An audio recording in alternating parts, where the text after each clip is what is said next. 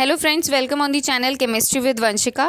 सो आज मैं आप सबको प्रोवाइड करने वाली हूँ नोट्स बहुत ही इंपॉर्टेंट टॉपिक के, जो है s block element.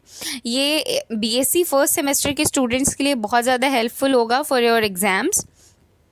And sorry friends, क्योंकि वीडियोस काफ़ी लेट में डाल पा रही हूँ just because of some reasons, but now I would try to upload the videos regularly.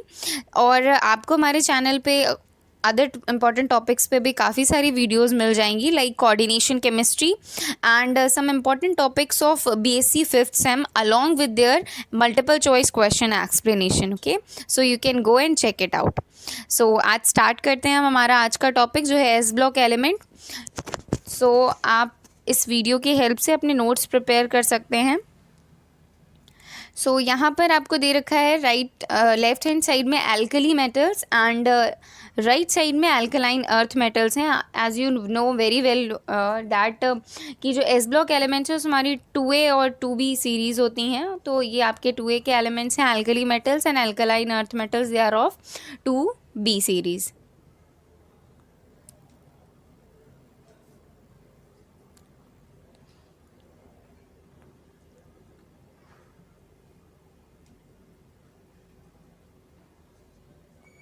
एक क्वेश्चन भी आपको यहाँ पर दे रखा है कि लिथियम डोंट फॉर्म परऑक्साइड और superoxide, lithium oxide.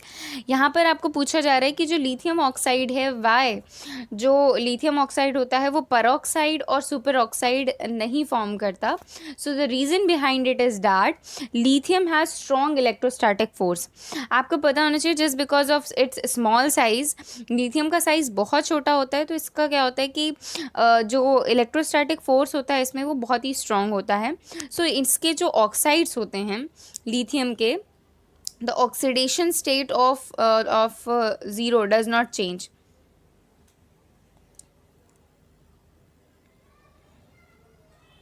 And we will also discuss about some of their important properties. Here the first property is electronic configuration. The second thing which you should consider is that size.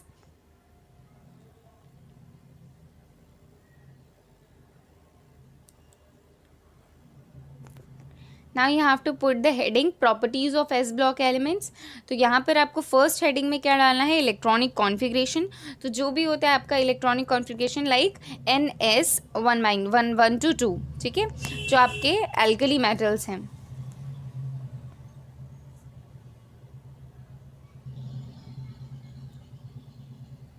एक concept आपकी short trick के लिए यहाँ पर ऊपर दे रखा है कि एज द साइज इंक्रीजेस, जब भी क्या होगा कि जो आपका मॉलिक्यूल है या जो आपके पीरियोडिक टेबल में जो भी एलिमेंट्स हैं, अगर उनका साइज़ इंक्रीज़ होगा तो आयनाइजेशन एनर्जी डिक्रीज़ होगी, ठीक है। मेटेलिक कैरेक्टर इंक्रीज़ होगा, और ये सारी मेटेलिक कैरेक्टर इंक्रीज़ होगा तो क्या होगा कि जो क्लोज पैकिंग है, मतलब कि जो लेटिस बनेगा उसका, तो उसमें जो क्लोज पैकिंग होगी it will be decreases. Next property will be atomic size.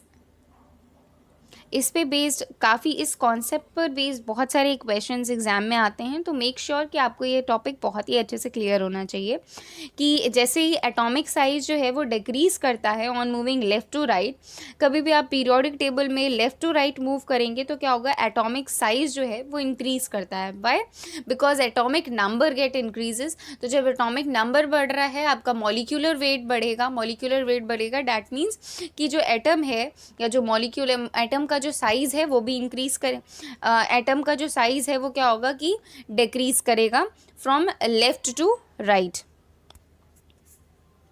And increases on moving top to bottom. And क्या होता है, जब आप top to bottom periodic table में जब आप टॉप टू बॉटम आते हैं तो एटॉमिक नंबर इंक्रीज होता है, मॉलिक्यूलर वेट इंक्रीज होता है, and that's why as a consequence what will happen, the atomic size will also increases. While when we move from left to right in the periodic table, तब क्या होता है कि जो आपका एटॉमिक साइज है इट विल डिक्रीजेज। एंड एक important note यहाँ पे दे रखा है, the atomic size of lithium and sodium is larger than corresponding elements in period but smaller then the corresponding noble gases.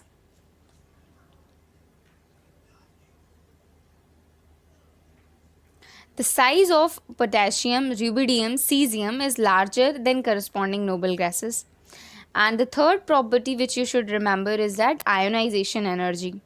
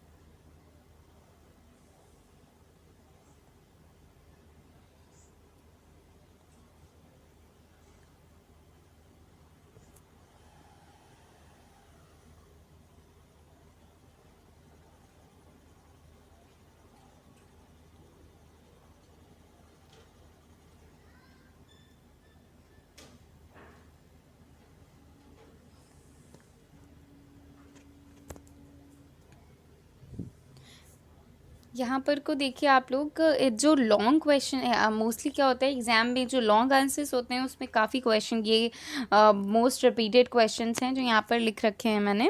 What R S block elements, properties of S block elements and preparation of organolithium compound. तो ये collectively एक ही question में आपका आ सकता है और वो आपका मोस्टली ज़्यादा मार्क्स में क्वेश्चन आएगा ये. तो आपको ये topics you should prepare them.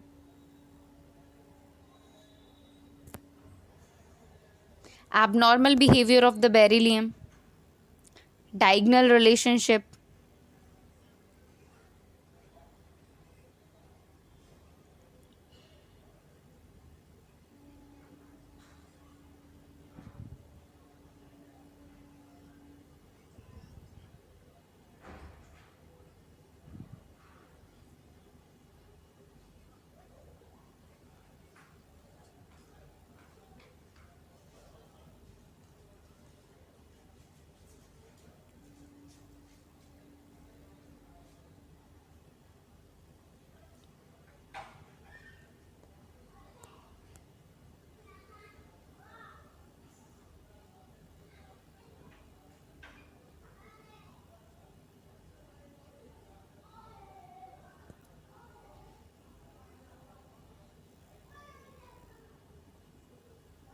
so here this one is the last question of this lecture.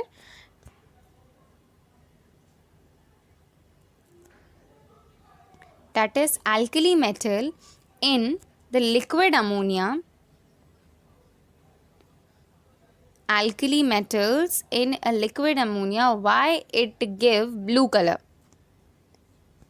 It means that the question wants to ask that alkali metals में अगर आप liquid ammonia को add करते हैं then why we obtain blue color, why it will give the blue color. So the answer of this will be, the answer of the question will be that the blue color of the solution is due to the absorption of energy by ammonium solution.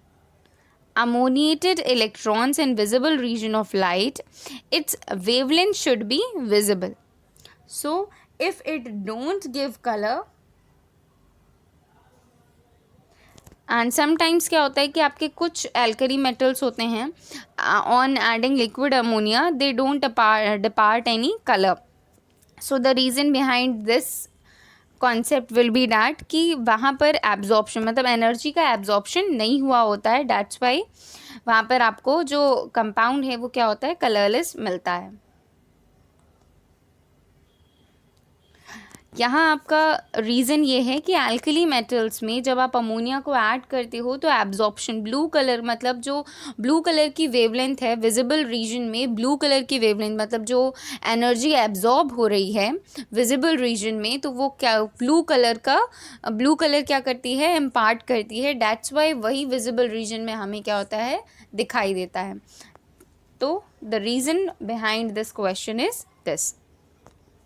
I hope the video will be helpful for you all. सो मिलते हैं हमारी next video में। And if you want कि मैं कोई other topic के video lectures या फिर नोट्स इन्वॉल्व करूं अपने वीडियोज़ में, so please comment me in the comment session. Thank you.